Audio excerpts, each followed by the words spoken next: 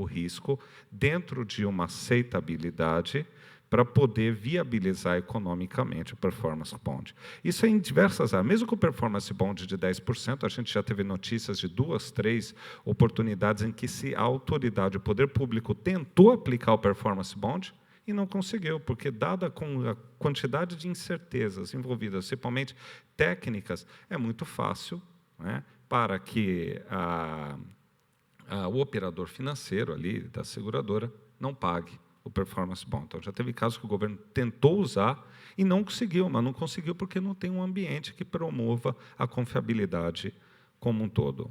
Bom, para a contratada também tem vantagens: maior velocidade na avaliação técnica de projetos, maior segurança técnica e os custos não são significativos para o projeto, é de 1 a 5% do valor de projeto, uma certificação para obras é de 0,2% a 2% do valor da obra.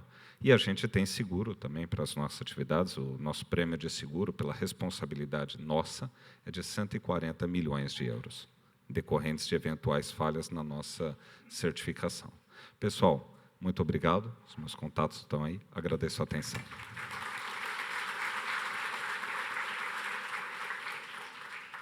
Muito obrigado, Jefferson. Agora, a Ana Cristina Pazile da Costa, ela é a diretora de avaliação de impacto ambiental da CETESB, ela é especialista em licenciamento de grandes obras de infraestrutura, das nossas obras do metrô, Ana, da CPTM, da MTU, da DERSA, e ela é formada em Geologia pela Universidade de São Paulo.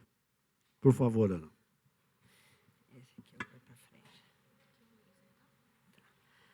Bom dia a todos. Eu gostaria de agradecer o convite. Eu acho que sempre uma oportunidade única a gente estar aqui envolvido com o pessoal das empresas e do pessoal que trabalha com o meio ambiente nas empresas. Eu suponho que seja o pessoal aqui. E eu vou falar fazer uma apresentação muito curtinha, porque, na verdade, eu sempre falo para o pessoal do metrô que o metrô é uma obra que, para a gente, é muito fácil de licenciar, em termos de que é uma obra urbana, os impactos são conhecidos, e a empresa metropolitana de São Paulo tem uma prática, hoje, na lida com as questões ambientais, que é muito importante, muito interessante. Quer dizer, eu sempre falo isso, teve toda uma evolução. Então, hoje, os impactos associados a esse tipo de obra são muito conhecidos. Enfim, eu vou só falar um pouquinho deles para a gente usar de gancho para falar dos outros assuntos, né? Hoje eu estava lendo no Estadão muito rapidinho, aliás, eu até escrito errado, em São Paulo, 25% das pessoas moram a 1 quilômetro de algum transporte de massa. Ou seja, isso saiu no Estadão, eu não tive tempo de ler com calma a pesquisa que foi feita, mas, ou seja, isso 25%, isso que é 1 quilômetro, que não é pouco, mas pelo menos é razoável. Agora, o resto mora muito longe e não tem ainda acesso, infelizmente. Quer dizer, eu tive a oportunidade, o privilégio de conhecer obras do metropolitano de outros países aí, pelo mundo, né, em eventos técnicos e tudo mais, e é um dos meios de transporte mais interessantes que tem. Qualquer lugar que você chega na estação, pega aquele mapinha e fala: eu quero ir aonde? Quero ir aqui, quero ir ali. Então, quer dizer, em termos do que é da importância da obra e que a gente reconhece, a gente entende que o pessoal do metrô tem tratado essas obras no Estado de São Paulo com a importância que elas merecem, né? Coisa que nem sempre acontece.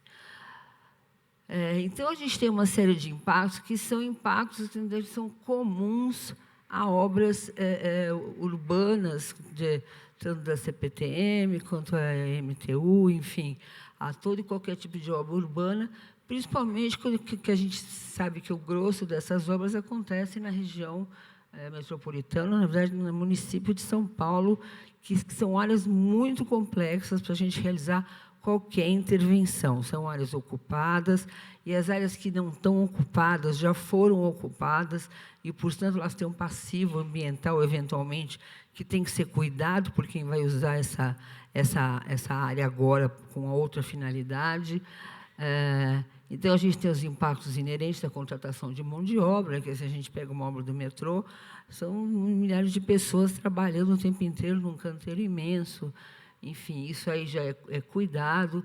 A questão do ruído e da poeira, quando tem as obras de superfície, que são as estações, na verdade, que são as que aparecem mais para o público que mora no entorno e que usa, são esses impactos. O impacto sobre os pedestres e usuários do entorno, quer dizer, antigamente era muito comum você ver aquelas obras e aí, parece bobagem, mas o Banco Interamericano exige todas essas medidas, né? Se ele for financiar essas obras, não pode ter uma calçada toda esburacada, não pode não estar cercado, quer dizer, você não pode causar nenhum tipo de inconveniência nem de risco à população que usualmente passa por ali ou que mora por ali, embora seja um impacto que a gente julga que não é permanente, enfim, ele é importante e tem que ser tratado. Enfim, esses impactos ocorrem no entorno das estações e dos canteiros, eventualmente, interferência com áreas contaminadas. Eu vi aqui que já passou uma palestra, acho que foi do Joaquim, dizendo que quer dizer, essas áreas hoje são muito conhecidas, por exemplo, em São Paulo, no estado de São Paulo, e aqui na região metropolitana, que você tem um reuso muito grande de áreas. Então, áreas que já foram ocupadas por atividades poluidoras no passado, em que o controle não era tão efetivo, ou talvez não era nem exigido, e que essas edificações foram demolidas, enfim, elas deixaram esse passivo. A CETESB tem um cadastro dessas obras e de outras não tem o cadastro. Quer dizer, o metrô, quando conhece essas obras, ele já prevê desviar, quando é possível, porque um traçado de metrô não é aquela coisa do interiorano, né? Solta Cascavel e vai atrás. O metrô tem que ter um traçado mais ou menos, não pode ter muita curva. Então, sempre que possível, o projeto já vem considerando essas peculiaridades e que, na verdade, são custo, demora no licenciamento e custo para a obra do próprio metrô. Então, essas áreas já são identificadas e, eventualmente, já tem todo um termo de referência, alguma diretriz, para quando essas áreas são identificadas, na evolução do traçado, dos estudos de engenharia, e aí não tem jeito, aí o metrô já tem um procedimento para isso previsto. Pelo menos até a última vez, até onde eu sei, quando não consegue desviar, o metrô vai, trata a área, enfim, e depois cobra do dono, que deixou esse passivo, mas ele não... Porque ele sabe que, se ele não fizer isso, ele não consegue prosseguir com a obra. Então, isso é um custo e um procedimento que já é internalizado no custo de projeto, no custo de implantação da obra pela empresa. A gente tem a relocação de população, isso acontece, isso, na verdade, é uma coisa bastante sensível, porque envolve relacionamento com outras secretarias de governo, com o CDHU e tudo mais, para onde é que vão essas pessoas, porque as pessoas que são desapropriadas têm uma legislação que qualquer empreendedor tem que seguir, como concessionário do governo ou o próprio governo. Agora, quando são pessoas que têm área invadida e tudo mais, isso é muito comum aqui na região metropolitana. Então, isso é uma parte que é peculiar, que tem uma peculiaridade em áreas em áreas urbanas, que também já é bastante bem abordada. Tem a questão do bota fora, porque quando você escava todos esse metrô que a gente tem aqui, que ainda é pouco para o nosso gosto, mas que é bastante em termos de obra, você tem que colocar esse material escavado em algum lugar. Então, na verdade, não é só algum lugar, mas é algum lugar adequado ao material que é escavado. Quer dizer, você não pode... A gente conseguiu viabilizar, alguns anos atrás, assim que eu entrei na secretaria, o uso da cava de Carapicuíba, mas mesmo a cava de Carapicuíba depende da obra não estar muito longe dali, evidente, e de ser um material que seja inerte, que seja 2A, não pode ser lixo e não pode ser material de obra que é jogado lá dentro. Então, esse material pressupõe uma pré-análise para que a gente autorize que ele vá para a Cava de Carapicuíba ou para outra qualquer. Então, isso, por exemplo, é um custo associado ao empreendimento, que é uma exigência ambiental, mas que o empreendedor tem que saber que isso existe e tem que se dar um fim adequado a esse material. Não tem... A gente sempre tenta fazer reuso, mas a maioria das obras é escavação, não é aterro. Então, você não consegue combinar isso no timing que as grandes obras acontecem. Tem o viário local, e a gente até citou aqui que tem a questão do tráfego de veículos, que tem que ser muito bem cuidado, porque são muitos caminhões e tudo mais que passam a trafegar numa área que antes não trafegavam, e questão do trânsito aqui nessa região metropolitana é muito complicada, todo mundo que mora aqui sabe disso. E tem a famosa interferência com áreas do patrimônio histórico e arqueológico. Eu faço famosa porque eu acho de extrema importância, apesar de a gente ter uma história arqueológica não muito longa, não muito, né, que não vai muito para o passado, mas a gente é uma cultura nova, né, no tempo. Mas a gente tem exigências para que esse patrimônio seja identificado e protegido. Então, o nosso problema, na verdade, um problema que a gente enfrenta com as obras, é que você tem o CONDEFAT. O CONDEFAT não é nem muito complicado, tem uma questão de prazo e de demora. A gente está falando de doutores, também não falo mal de doutores de jeito nenhum. Mas você tem no Conselho do Patrimônio Histórico Arqueológico, aqui no CONDEFAT, ele se reúne uma vez por mês e ele cuida eles são pessoas, sua maioria ligadas à universidade. Então, elas têm todo um interesse de proteger o bem, o que pode ser feito mesmo que a obra aconteça, mas para a gente ter essa oitiva demora muito. Isso porque é um órgão... Agora, a gente tem o IPHAN. O IPHAN é um órgão federal. O IPHAN, hoje, tem sido... A gente constatou que é um dos maiores empecilhos e um dos maiores demandadores de tempo na maioria das grandes obras e até das pequenas. Quer dizer, a gente tem usinas fotovoltaicas pequenininhas no interior do Estado, como tem a lei que você tem que ouvir o IPHAN, e na verdade, tem uma normativa do IPHAN que saiu a mais recente, que é muito mais complicada que as demais, para classificar o empreendimento. O IPHAN não tem gente suficiente para cuidar disso. Então, você tem uma demora na oitiva desse órgão, tem pareceres nossos que estão prontos nas demais questões técnicas. Enfim, a gente tem, por exemplo, o metrô, a gente não espera, a não ser que ele aconteça em áreas do interior do centro da cidade, tudo mais, que ele ache muito patrimônio histórico, talvez arqueológico, mas tem que ter essa oitiva do IPHAN, e isso é lei, a gente não tem como pular. E o que eu já disse foi o seguinte, que as medidas mitigadoras para esses impactos já são tratadas no projeto, no caso do metrô, né? Estou sempre falando aqui do caso do metrô, porque isso não ocorre de jeito nenhum em outras obras. Então, alguns ajustes no traçado, o plano de tráfego já é feito, a identificação e gerenciamento das áreas contaminadas, a indicação dos botaforas, a interferência com edificação, com patrimônio também já é feita. Enfim, na verdade, na questão do patrimônio arqueológico, essas medidas mitigadoras têm que seguir aquilo que o IPHAN diz. Conforme o resultado que você tem do seu estudo, do seu levantamento, o órgão vai dar uma diretiva para você prosseguir ou não com a sua obra.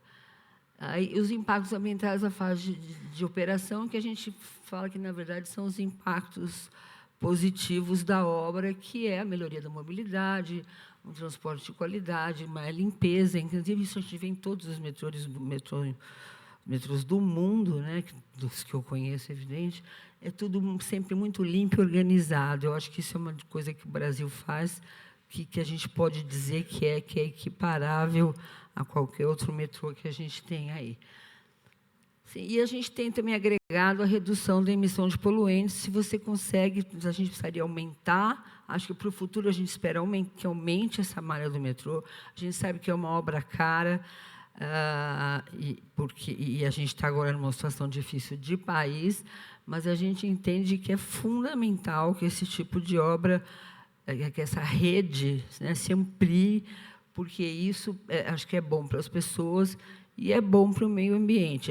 Isso sempre é licenciado com estudo de impacto ambiental, porque é uma obra de porte. Então, tem as audiências públicas, a gente ouve o comitê de bacia, dependendo, né, da localização, o órgão municipal de meio ambiente, e tem audiências públicas e tem autorizações. A sorte do metrô e outras obras urbanas é que eles têm pouca ou nenhuma interferência com vegetação, porque daí seria uma coisa muito complicada. A legislação florestal é muito confusa. Ontem eu descobri que a gente tem a lei da Mata Atlântica e o Código Florestal, que falam coisas diferentes sobre o mesmo assunto. Eu acho, para nós, é péssimo gerenciar esse licenciamento que envolve a questão florestal, porque acho que primeiro que acho que é um bem que tem que ser protegido, sim, mas eu acho que a legislação é muito complexa, tem muita restrição e é de difícil entendimento até por aqueles que lidam com isso o tempo inteiro. Eu tenho um pessoal lá que lida só disso. Eu não sei te dizer assim, não sei em grandes termos quais são as restrições legais, as compensações, enfim. E eu acho que, para o futuro, a gente tem que melhorar o licenciamento. A gente, assim como todo mundo, vocês têm 60 engenheiros, a gente tem 60 pessoas no licenciamento todo, quer dizer, de obras de estrada, aeroporto, metrô, loteamento, mineração. Quer dizer, em todos os setores, a gente tem 60 pessoas que cuidam de todas essas licenças. Outro dia, a gente precisou falar, tinha uma obra que era de interesse do governo, a gente falou, olha, o governador precisa escolher, porque se eu faço uma, não faço duas, não faço três. Então, isso é muito complicado, a gente está numa situação complicada. Agora, eu não vejo que a gente consiga ampliar muito. O que a gente tem que fazer é objetivar o licenciamento. Eu acho que a gente tem caminhado um pouco nessa questão. Eu sempre levanto isso quando eu falo das questões do metrô, que é fazer um licenciamento bem mais objetivo do que é hoje, talvez tratar isso como um licenciamento macro de uma rede, enfim, e aí você licencia aquelas coisas mais específicas ou que realmente pegam no meio ambiente. E eu queria lembrar uma coisa importante. A gente ouve muito, desde aquela barragem da Samarco, enfim, é o mesmo assunto. Acidente de obra é acidente de obra. Isso não tem nada a ver com o meio ambiente, né? Então, a gente entende que obra de engenharia tem uma série de regras, tem o empreendedor, o técnico tem que assinar RT, tem que ter projeto, tem que ter não sei o quê. Isso não é questão ambiental, porque isso não é previsível, né? Isso causa impacto depois que acontece, mas a culpa disso é uma questão da gestão ambiental, da operação, da fase das questões envolvendo engenharia e não meio ambiente. Então, acho que acho importante colocar isso aqui. A gente tem um novo licenciamento que está pintando no pedaço, e eu só queria saber se o que o Ministério Público vai fazer.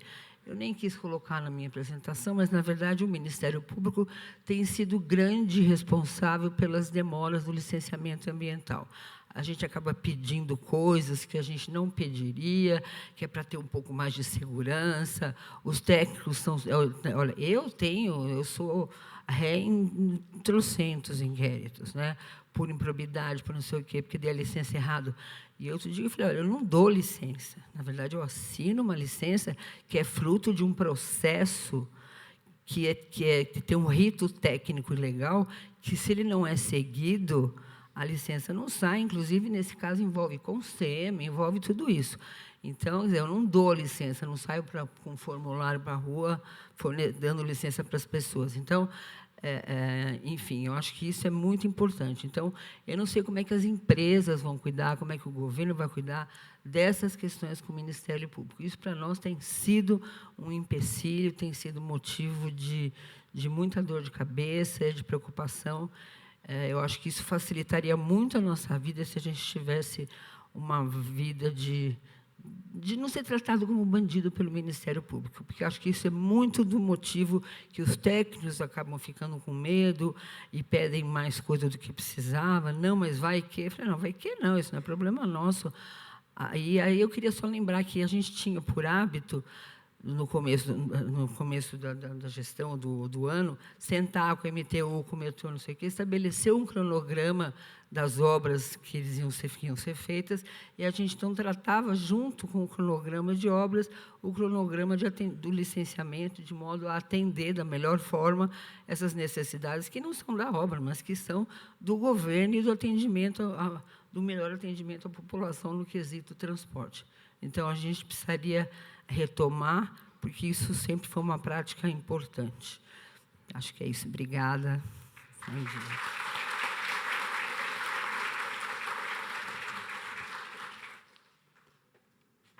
Obrigado, Ana. E, para a gente concluir o nosso painel, gostaria de chamar a Cícera Simoneide Figueiredo de Carvalho. A Cícera é a nossa gerente de controle financeiro. Ela já está no metrô, trabalha com a gente há 2 anos. Ela é responsável pelas áreas de controle de compromissos, contabilidade, pela área fiscal. Ela já atuou anteriormente como gerente de controladoria, controller em indústrias nacionais e multinacionais no segmento farmacêutico. Ela é formada em ciências contábeis e é pós-graduada em controladoria. Pois bem, bom dia a todos. Primeiramente, eu gostaria de agradecer a oportunidade, pelo convite, né, da EAMESP de estar aqui com vocês nesse painel, né, com tantos assuntos de extrema importância. E eu venho falar de um assunto também que é de extrema importância para a Companhia do Metrô, principalmente nesse momento que estamos passando, né, toda uma crise que vem sendo falado, não só na nossa empresa, mas em todo o nível econômico-financeiro. Eu vou falar um pouquinho do contrato de gestão, né, que nós estamos trabalhando na Companhia do Metrô. Nós estamos numa fase de elaboração desse contrato, e eu venho compartilhar com vocês as vantagens e as expectativas que esse contrato traz para o metrô. Bom, antes de mais nada, só para conceitualizar, o contrato de gestão nada mais é do que um relacionamento, né, entre o controlador e sua administração, né? Então, ele rege especificamente quais são os direitos, as obrigações, fixar metas, indicadores de desempenho. Mas um conceito que eu julgo de extrema importância é que o contrato de gestão ele traz maior transparência, né? Não só para o governo, mas como também para a empresa, e ele serve também de um instrumento de comunicação com a sociedade, né? Falamos tanto de governança corporativa, de lei de transparência, então o contrato de gestão ele vem a corroborar com todo esse momento que estamos vivendo. Bom, só para também dar um pouco de contexto, o contrato de gestão ele não é um assunto novo, né? Ele já surgiu aí, lá na década de 80, com a França e o Reino Unido. A gente vem estudar e a gente vê que é um grande caminho que eles percorreram para realmente conseguir uma autonomia gerencial e financeira, né? E no Brasil, nós temos o início do contrato de gestão em 1988, né? A Constituição Federal ela permitiu a realização do contrato de gestão para as empresas estatais, né? Depois veio toda a reforma no ano de 90, a reforma administrativa, onde as empresas, né, junto com o governo, puderam realmente focar na descentralização, né, estatal, e também focar na gestão, né, tendo um pouco mais de gerenciamento e autonomia. E aí veio o decreto 137, que também instituiu o programa de contrato de gestão nas empresas estatais. Tem todo um regramento, né, que rege, que remete esse tema de